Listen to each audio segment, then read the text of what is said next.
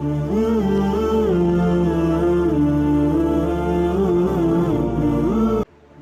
वालेकुम दोस्तों, कैसे हैं? उम्मीद है खैरियत से होंगे। मैं मोहम्मद इमरान। एक हकीम साहब हुआ करते थे जो बहुत ही नेक दिल और दीनदार थे, जिनका दवाखाना एक पुरानी इमारत में था। हकीम साहब रोज़ अपनी दवाखाने जाने से पहले अपनी बीवी से कहते कि जिस चीज़ की ज़रूरत है तुम एक कागज़ पर लिख कर दे दो, तो उनकी बीवी लिख कर दे देती। हकीम साहब अपनी दुकान पर जाकर सबसे पहले उस पर्चे को खोलते, बीवी ने जो कुछ लिखा होता है वो उनका हिसाब लगाते और उसका टोटल करते। फिर अल्लाह से दुआ करते या खुदा, मैं तेरे हुक्म के ताबे हूँ, मैं तेरी इबादत छोड़कर यहाँ दुनियादारी के चक्कर में आ बैठा हूँ। जैसे ही तू मेरी आज ज़रूरत पूरी करता है हमेशा की तरह, वैसे ही आज मेरी भी ज़रूरत पूरी कर दे। उस वक्त वहाँ से उठ जाऊँगा और फिर हमेशा की तरह होता है, अल्लाह ताला इंतज़ाम करा देते हैं और आप चले जाते हैं। कभी तो सुबह के 9 बजे या कभी 10 बजे हकीम साहब अपने मरीजों से फारिग होकर अपने घर चले जाते हैं।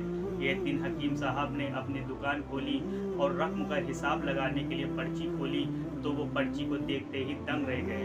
एक लम्हे के लिए तो उनका दिमाग घूम गया, उनको अपनी आंखों पर यकीन नहीं हो रहा था, लेकिन जल्द ही उन्होंने अपने आप पर काबू पा लिया।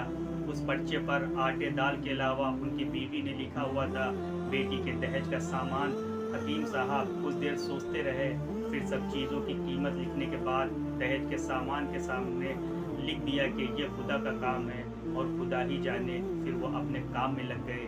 1-2 मरीज आए थे जिनको हकीम साहब ने दवा दे दिया। उसी वक्त उनकी दुकान के सामने एक बड़ी सी गाड़ी सी आकर रुकी, लेकिन कार के आने या कार के अंदर कौन है उनको हकीम साहब से कोई तवज्जो नहीं दी, क्योंकि कई बार ऐसा भी होता था कि हकीम साहब के पास कार वाले भी पेशेंट आते थे। ये सब तो रोज़ का काम था। जब सारे मरीज़ अपनी दवा लेकर चले गए तो कार वाले साहब कार से बाहर निकले, हकीम साहब को सलाम किया और जाकर उनकी दुकान में बैठ गए।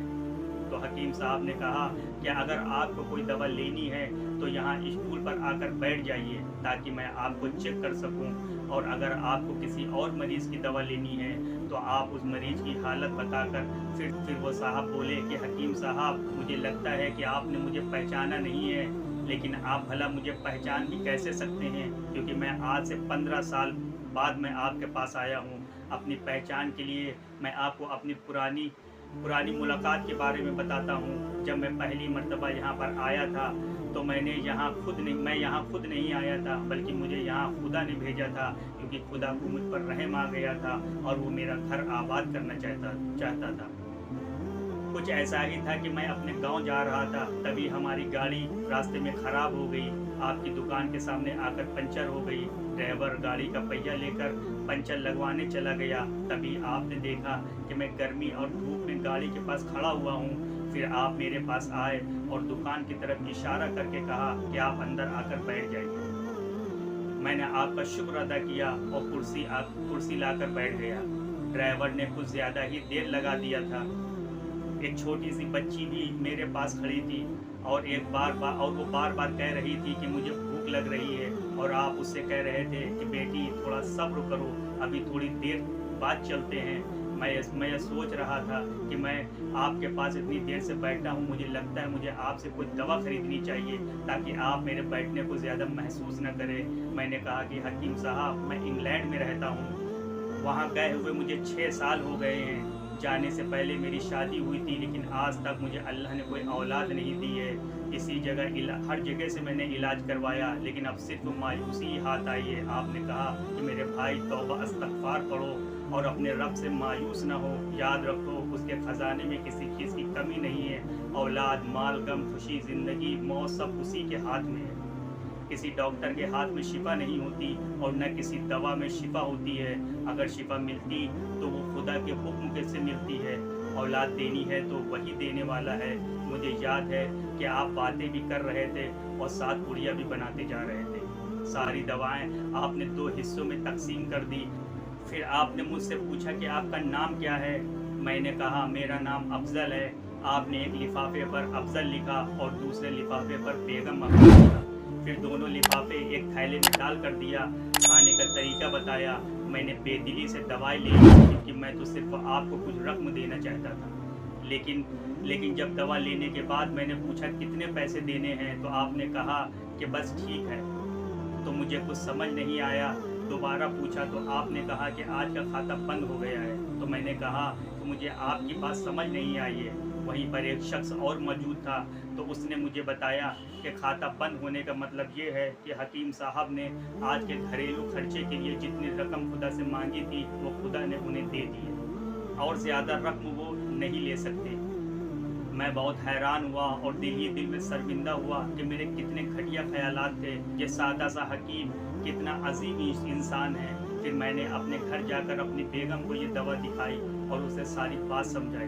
तो वो कहने लगी कि वो कोई इंसान नहीं है, बल्कि हमारे लिए तो वो एक फरिश्ता है। मुझे यकीन है कि उनकी दी हुई दवा हमारे लिए फ़ायदेमंद साबित होगी। हकीम साहब, आज मैं 3 बच्चों का बाप हूँ।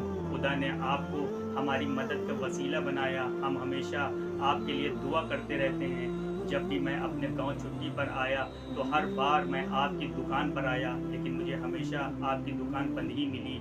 कल दोपहर को भी मैं आया था, लेकिन आपकी दुकान कल भी बंद थी। वही एक आदमी खड़ा हुआ था। उसने कहा कि अगर आपको हकीम साहब से मिलना है तो आप सुबह 9 बजे आइए, वरना उनसे मिलना मुश्किल है। इसलिए मैं आज आपसे मिलने सुबह सुबह आ गया हूँ। जब 15 साल पहले मैंने आपकी दुकान में आपकी छोटी बेटी देखी तो मैंने बताया था कि उसे देखकर मुझे मेरी भांजी याद आ रही है। तो मेरी भांजी की शादी इसी महीने ही होनी थी। उसकी शादी का सारा खर्च मैंने अपने जिम्मे लिया था। मैंने उसे पैसे भिजवाए थे कि वो अपनी मर्ज़ी से चीज़ें खरीद ले, लेकिन उसको बुखार होने की वजह से उसने बुखार की दवाएं लगातार लेती रही और उसने किसी को भी नहीं बताया। और वो बाजार गई तो वहाँ जाकर उसी बेहोशी की हालत में उसकी मौत हो गई। उसके इंतकाल होने के बाद न जाने क्यों मुझे और मेरी बीवी को आपकी बेटी का ख्याल आया। हमने ये फैसला किया कि हम दहेज का सारा सामान आपकी बेटी के लिए पहुंचा देंगे, और अगर शादी जल्द हो गई तो सारा इंतज़ाम खुद ही करेंगे। अगर अभी कुछ वक्त हुआ तो मैं नगद रकम पहुंचा देंगे, और आपसे ये गुजारिश है कि आप इन सब के लिए मुझे मना नहीं करेंगे। ये सुनकर हकीम साहब हैरान और परेशान थे और फिर बोले, अफजल साहब, आप जो कुछ भी कह रहे हैं मुझे तो यकीन नहीं हो रहा है कि मैंने आज सुबह बीवी के हाथ से लिखी हुई पर्ची देखी तो घर के खाने पीने के सामान के साथ बेटी के दहेज का सामान भी उसमें लिखा हुआ था। और आप खुद देख लें ये पर्ची पर क्या लिखा हुआ है। ये कहकर हकीम साहब ने पर्ची अफजल साहब को थमा दी। अफजल साहब ने जब ये पर्ची देखी तो वो देखकर हैरान हो गए। उस पर लिखा था कि यह खुदा का काम है, खुदा ही जाने। हकीम साहब ने कहा कि अफजल साहब, यकीन मानिए, जो भी मेरी बीवी ने पर्ची में लिखा है, आज तक ऐसा नहीं हुआ कि उन सब चीज़ों को लाने का बंदोबस्त नहीं हुआ। आपकी भांजी की वफात का मुझे बहुत अफसोस है, लेकिन मैं उस पाक रब की कुदरत पर हैरान हूँ कि जो हमें क्या क्या मौजिज़ा दिखाता है। इस तरह हकीम साहब की बेटी के दहेज के सामान का इंतज़ाम होता है और बड़ा धूमधाम से उनकी बेटी की शादी हो जाती है। दोस्तों, ये कहानी तो यहीं पर ख़त्म हो जाती है, मगर इससे हमारे लिए सबक ये है कि अल्लाह ही पर हमें भरोसा करना चाहिए और अल्लाह से कभी नाउम्मीद नहीं होना चाहिए, क्योंकि अल्लाह फरमाता है कि मायूसी गुनाह है। तुम मुझ पर यकीन करके तो देखो। अगर आपको ये वीडियो पसंद आई हो तो चैनल को सब्सक्राइब कर दें और वीडियो को लाइक कर दें। अस्सलाम वालेकुम।